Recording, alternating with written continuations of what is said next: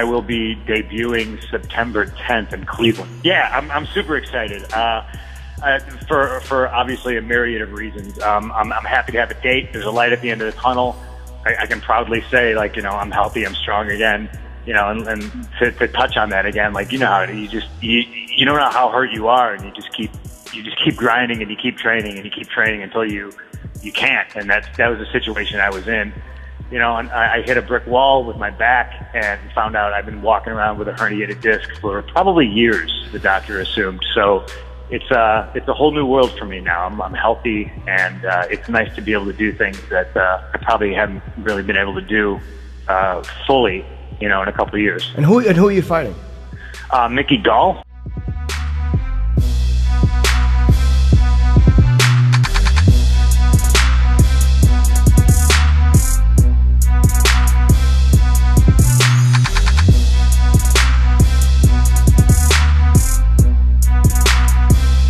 So originally there were 5 bidders, and 4 of them combined into one, and that was the winning bid, the $4.2 billion. But all 4 of them and China Media Capital, which is the other group, they wanted Dana to stay on board. They believe he's an integral part of the promotion. And look, let's be honest, man. I mean, I've had my problems with him.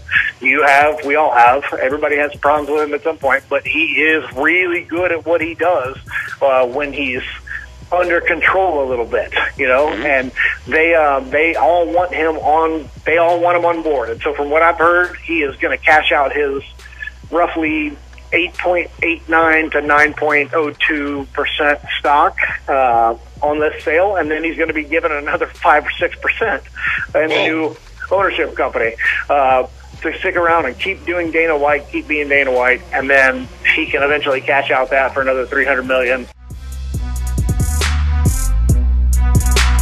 They accepted the high bidder, but the sale is not done, and it may take a few days. It may take a few weeks. I don't expect it will take more than a few weeks. But you know what, man? I stand by my report. I've got good sources.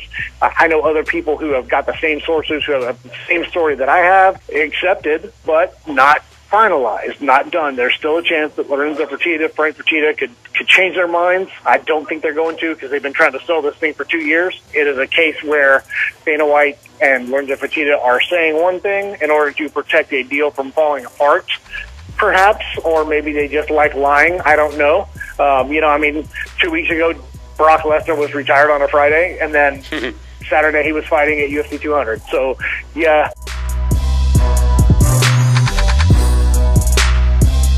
See what happens. I mean, somebody else would come in and buy it, and you know, maybe me and the Fertittas move on, or I just couldn't see myself.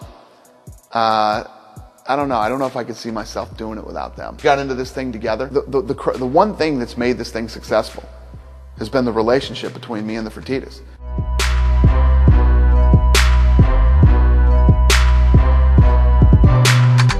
His last fight was against a guy with full-time job, and I beat Diaz, Pettis, Ben Henderson, Cerrone, and I earned it, man. I earned my title, and I think, like, to get a title shot, you need to have some expressive winnings.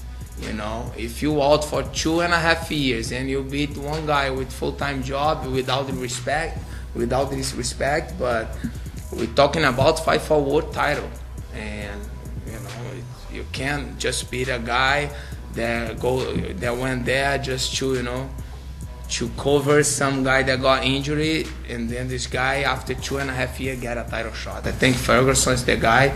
He's fighting Michael Chiesa now. Probably will be in my opinion, the next contender.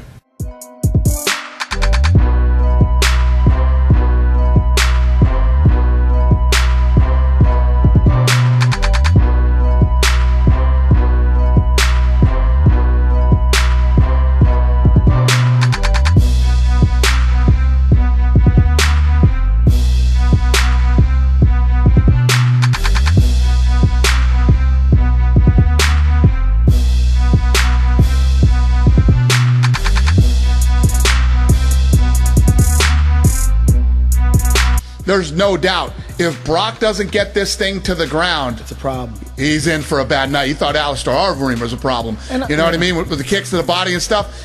You know, Mark Hunt knocks guys out that have never been knocked out. Yeah. You know, he goes in there and knocks out Roy Nelson. Yeah, I was about to with say. one of those one-shot walk-away punches. Nobody does that to Roy Nelson.